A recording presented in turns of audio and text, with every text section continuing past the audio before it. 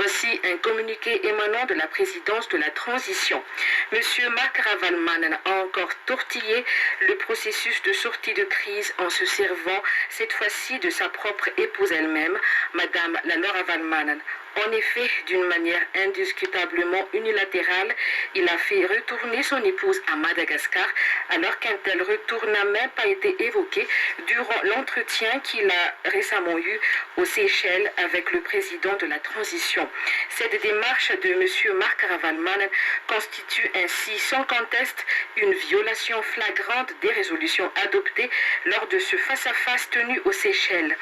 En tout cas, M. Marc Ravalomanana, comme à l'accoutumée, vient encore de perpétrer un acte de provocation en servant de son épouse alors que lui et son Excellence, M.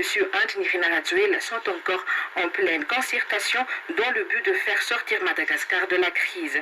En cette période où le peuple et le pays recherchent les voies et moyens pour retrouver la paix et la sérénité, ce geste irresponsable et provocateur commis par M. Marc Ravalomanana pourrait remettre en cause la poursuite des prochaines négociations devant être tenues entre ce dernier et le président Anthony Rajoelina.